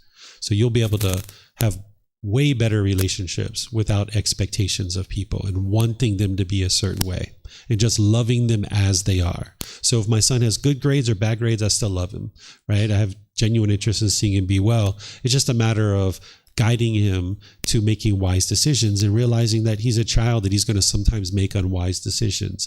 But I'm here to support and encourage him in cultivating wisdom to make better decisions each day. Mm-hmm. Any other questions? Yep. I don't know who's first or who's second. You guys can just go whenever you're ready. I'm just piggybacking on your question, and we were discussing how about in more extreme cases? Let's say that your son or my son come to us like that. I decided to start like selling drugs and getting rid of the big guy of the gang in the neighborhood. And, can you guide me in that? Mm-hmm. And then, so what would you say in these cases? Sure. So the Buddha teaches that a parent's role in their child's life is to restrain them from evil. And he says we should restrain them from evil, right? So while our children need to be able to make their own decisions, if they're getting ready to cross the street and a truck's coming, you're going to grab their arm and pull them back, right? Because you're restraining them from evil because they're about to make a really unwise decision that's super impactful and that's going to really cause big issues in their life. So if I had a child that was under the age of 18 and they were doing these kinds of things like selling drugs, joining a gang, and all these kinds of things, I would need to implement some decisions that is going to ensure that these things aren't occurring.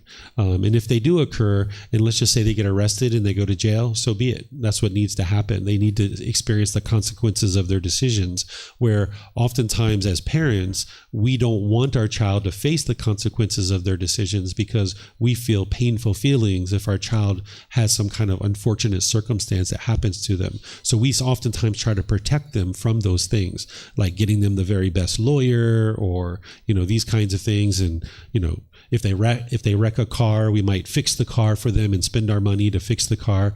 But in reality, one of the best things we can do for our children is let them experience the consequences of their decisions so they can see this natural law of karma. Because if every time our child gets into trouble, the parents are there to fix it for them, then what they learn is parents are going to fix all my problems and I'm just going to go out here and keep creating problems.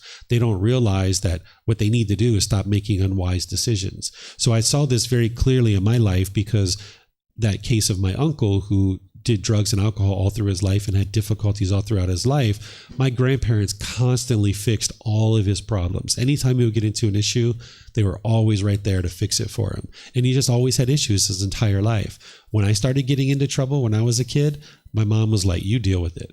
And I had to deal with every single problem. And I realized early on that nobody was coming to save me, that I had to cultivate wisdom and make better decisions, and that was what was going to improve my life. So I would have to know all the intricate details to say exactly what I would do in a situation like that.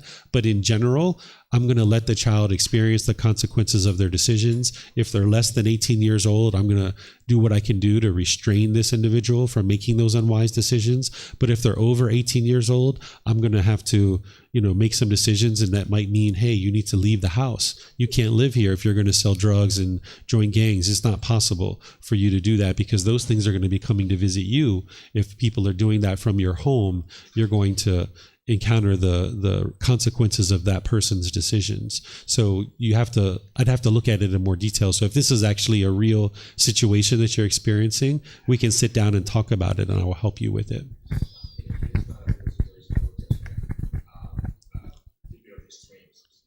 Okay. Yeah. Your mic's not on. It's okay. Okay. Yeah, no, fortunately, it's not a real situation.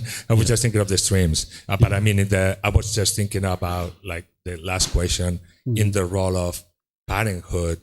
What is this fuzzy area between guidance and not projecting our own expectations or cravings? So yeah, that's the area I now I can start seeing it more clearly. If emotions are reason, so that's probably a craving, and so trying to guide without being mad or being anger. Right. And that's what the expectations will do. Right. If I have an expectation that my son will not sell drugs and they will not join a gang, when they do, you're going to be angry, and now you're not going to be able to calmly guide them to better decision making.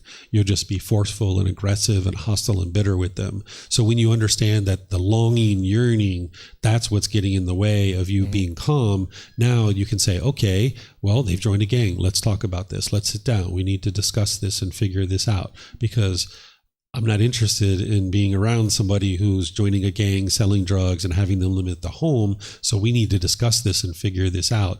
And what is our approach going to be? Okay, son, what is it? Would you like to join the gang and go sell drugs and live that kind of life and end up in jail and possibly dead by the time you're 20 or 25? Or would you like to stay here and make some wise decisions, get an education, and get a decent job? So more real situations that we have sometimes with our son would be like his bad decisions have impact on us. It could be economic, like you missed the deadline for something, now we have to pay, or this is what you do with your car, or stuff like that have an impact on us, on our economy, or I don't know, our planning or day, whatever. So, and how to approach that. I mean, yeah, each one of these are going to be unique and different, but you don't have to pay those things, right? Like, so say there's a certain deadline that your son needs to meet and he hasn't met that deadline. And because of that, there's going to be this extra money that needs to be paid. You can just tell him right up front, like, hey, haven't been so great at meeting deadlines. I would like you to know if you miss that deadline, we're not going to pay it. You're just going to lose out.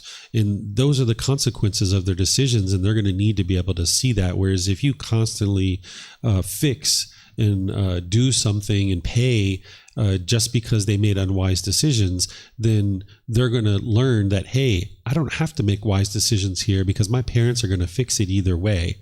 And you need to be able to let them experience the consequences of their decisions so they can see this natural law of Gotama, because they're going to experience the natural law of Gotama, and they are experiencing it, but they don't necessarily see it.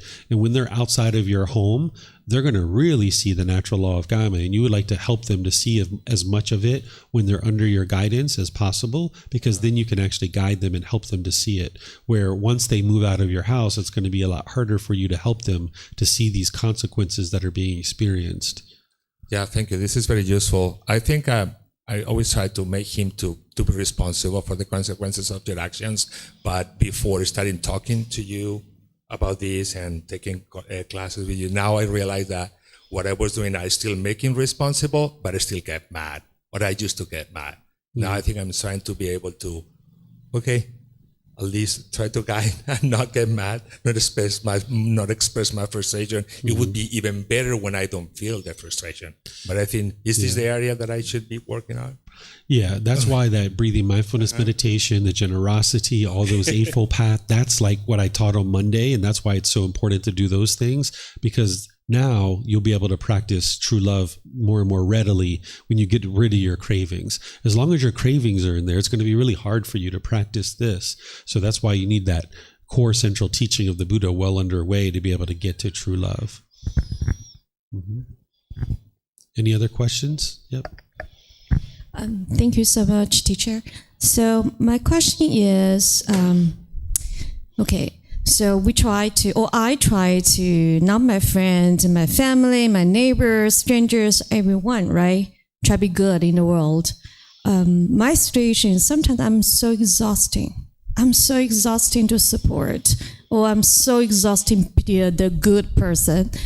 And sometimes I feel like I need more love. I feel like, for example, if there's a bank in my heart, I feel I just consistently give out. But my question is, you mentioned cultivate love, right? So my question is how I could cultivate the love effortlessly. Because right now I feel I'm put so much effort. Maybe I should just practice more, I guess. But it's how to cultivate the love in order to have that capacity to love me and also love others. Okay. When you're feeling exhausted, this is the burden of carrying around craving, desire, attachment. Because when you have craving, desire, attachment, when you're wanting things to be a certain way, when you get things your way, you'll feel pleasant feelings. But when you don't get things your way, you'll feel angry or sad or frustrated. And this is like a burden that you're carrying around, and you'll feel exhausted. This is why you get to the end of your day and you're like, oh, this was such a good day. This was a great day. That's because you got all your cravings fulfilled, or a lot of your cravings fulfilled that day. But when you get to the end of your day, you're like, oh, this was a horrible day. That's because you didn't get your cravings fulfilled that day. There was a lot of cravings that were occurring that you just didn't get them fulfilled. And now you feel exhausted because it was such a horrible day and a hectic day because the mind was having so many cravings in that day and they weren't getting fulfilled. So when you get rid of the cravings and you start practicing the loving kindness meditation and practicing loving kindness in your day-to-day life, you realize that love isn't wanting something from somebody, and it's not giving something to somebody, right? It's not what you're giving to them, like what we were talking about here. It's not the actions that you're doing. That's not the love. That's just an action that you're doing because of the love. So love is just this genuine interest in seeing all beings be well. And in order to have loving kindness and this true love for other beings, you have to have it for yourself too.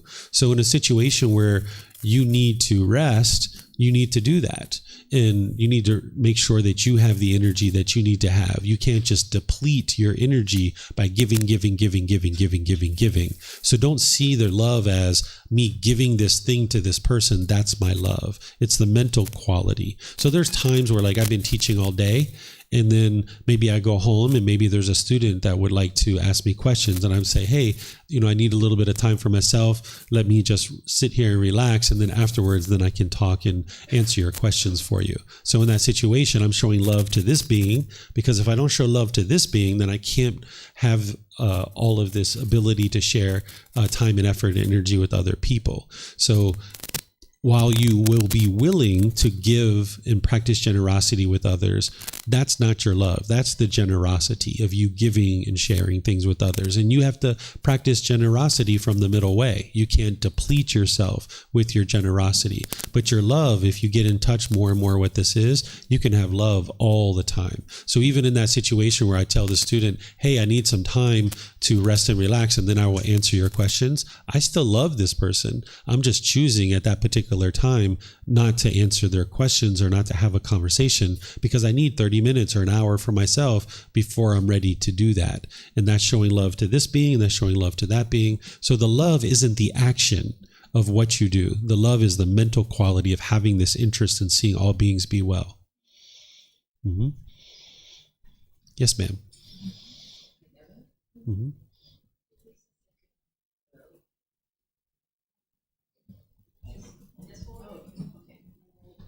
I just wonder how about love myself, and it's really easy to feel disappointed and feel guilty about myself when I find I'm faulting someone or try to make someone do things like I expect, and then I feel so disappointed by myself and I feel awful, I feel pain. So how can I deal with this feeling? Okay, so the disappointment that you're having directed towards yourself, this is because you have certain cravings and desires of you wanting to do things a certain way. And when you don't do things that way, you feel disappointed. Or there are certain things you want and you don't get them, so you feel disappointed. That disappointment, that's the discontentedness. The cause of it is the craving, the desire, the attachment. So that disappointment is just because the minds have these cravings and these wants and these expectations of yourself. And you're wanting yourself to be here, but you've accomplished this, and now you feel disappointed. So you got to get rid of these expectations and these wants, not just towards other people, but towards yourself as well, where you realize you work towards a certain goal or an objective, and if you accomplish that goal or objective, great. And if you don't, then maybe you need to adjust your timeline, or maybe you need to adjust the goal. But if you want it and you expect it, you can only be happy if you get it. But if you can just have it as a goal or an objective that you're gradually working towards, and you realize that you may or may not accomplish it in the given time that you've given yourself, and then that's okay. If you've gotten to 80% of your goal, then that just means maybe you need to adjust your timeline, or you need to adjust the goal, right? And that's where you can maintain your joy and you can maintain your contentedness, because you realize that you're not going to permanently be able to accomplish every single thing that you want. It's not possible, because there's something called the universal truth of impermanence that I taught on Monday, where things are constantly changing. There isn't this constant state in this world around you. So if your mind craves that every time I set a goal, I will accomplish it, you're sabotaging your mind, because you're not going to be able to do that, because things are impermanent. So sometimes you're going to accomplish your goal, sometimes you're going to be less than that, and that's okay. and then just adjust your timeline or just adjust your goal, no need to be disappointed because you're a work in progress. You're continuing to grow and develop, and you just need to gradually cultivate more and more wisdom, learning how to not crave and desire and long and yearn for things. Mm-hmm. Anyone else? You have another one? Yeah, go ahead. Thank you. One more question. Mm-hmm. So for true love is basically love the person and support the person who she or he is, right? For example, I love my mother dearly. The only thing she wants from me is controlling me. So in that case, I cannot support her because the more she want to control me, the further I want to run away. So I don't know how to show my true love, and it's just very, thank you. Okay. So, yeah, I learned really early on that families will put their expectations on you, right? I remember when I was 17 years old, my family saw me spending a lot of time with my guy friends. And my family was like, why do you always spend so much time with your guy friends? Why don't you go get a girlfriend? I was like, okay. 2 or 3 months of thinking about that, and I was like, all right, I'll go get a girlfriend. So I went and got a girlfriend, and then I spent time with her. They were like, why are you spending so much time with your girlfriend? Why don't you spend time with us? Wow, I can't make these people happy, right? So when you realize that your goal isn't to make your parents happy, that's really important, because the only thing that someone can do to make themselves happy is they have to make themselves happy. If you are making them happy, that means that they have craving, desire, attachments, and their happiness is going to arise, they're going to change, and they're going to fade away. So the expectations that your parents are putting on you, they are trying to get happy. And they think that the way that they can get happy is to get you to do what they want you to do. And they will get happy, but that happiness is going to arise, it's going to change, and it's going to fade away. So if you do this, they'll be happy for temporarily, but then they're going to want this. And then you work really hard to get there, and then they're going to be happy temporarily, and then they want this, right? It's just going to keep on going and keep on going. So first, you got to just tell yourself, anytime mom's putting your expectations on you, just smile, right? That's her cravings, desires, attachments. And you might even say, Mom, that's your expectations. I'm never going to meet your expectations. Just tell them, I'm never going to meet your expectations. They're going to be like, what? Like, yeah, my goal in life is not to meet your expectations, Mom. I'm going to just love you as you are. And if you would like to love me as I am, I'm completely open to that. So anytime someone's putting their expectations on you, you got to be able to identify that's what it is.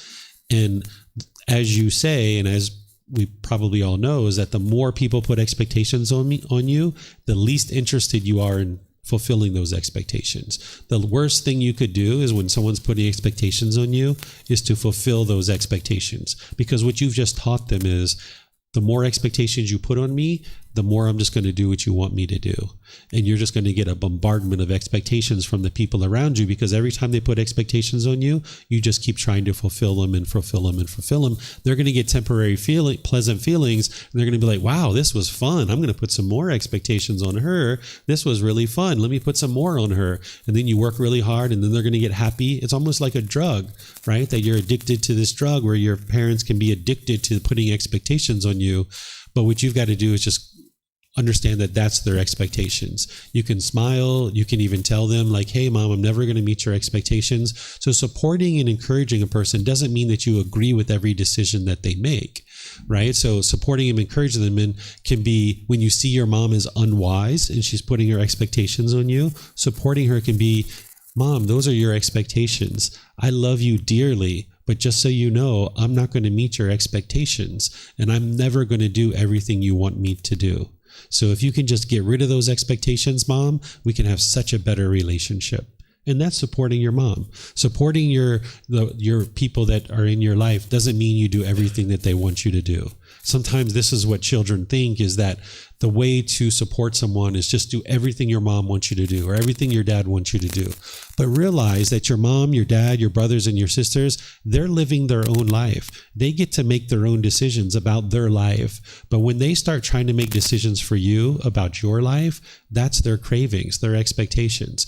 They get to live their life. Don't allow them to come into your life and start putting expectations on you. So you can't control whether they put expectations on you or not, but you can control whether your mind adopts those expectations or not. Because if you adopt their expectations, now you've just adopted a craving, desire, attachment that you're essentially inheriting from your parents or your siblings or something like that. So when people are putting their expectations on you, you can't control whether they try to do those things or not, but you can control whether your mind grabs onto them and now forms an expectation within your own mind. So initially, when my family was like, you should get a girlfriend, okay, I adopted that expectation and I went out and got a girlfriend, right? But then the second one, when they said, you should spend more time with your family, I was like, I'm not accepting that expectation. I'm going to stop all of this. I'm not taking any more expectations from my family. So from that point forward, from about the age of 17, I stopped trying to fulfill my family's expectations and life got really good.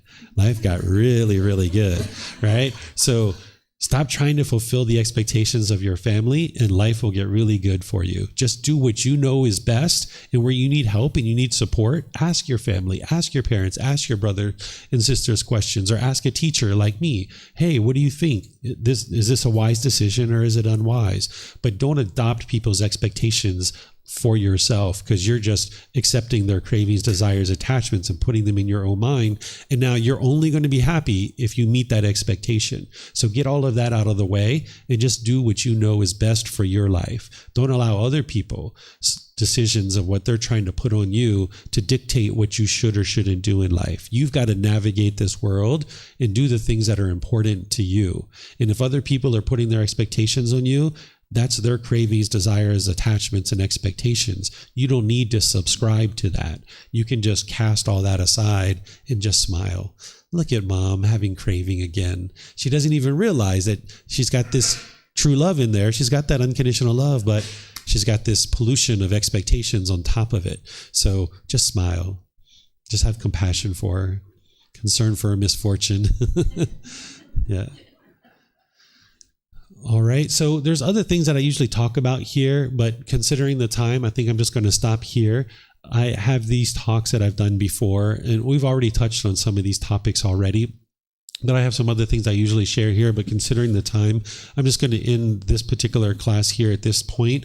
We're going to take a 20-minute break, and then we're going to come back together, and I'm going to teach you the next topic, which is practicing in a world of the unknowing, relationships with non-practitioners. Because while you might be learning all these teachings of the Buddha and cultivating wisdom to become a more peaceful, loving, and kind and respectful person, people around you aren't, right? Like mom's not practicing these teachings. So how do you live in a world where all these people around you aren't practicing the teachings, like your children and things like this? So I'm going to teach you guys that after our break. So if you'd like to come back at 11:15, I'm going to teach you this topic. And then after that, we'll go to lunch. And then we have another topic this afternoon where I'm going to teach you practicing non-attachment, how to eliminate attachment to those closest to us. Because practicing true love is going to be very challenging for you if you're attached to your children or you're attached to your mom. It's going to be very hard for you to practice true love. So I'm going to teach you how to eliminate attachment to the people who are really close to you, because that's where the attachments tend to be the deepest. So if you'd like to come back at 11:15,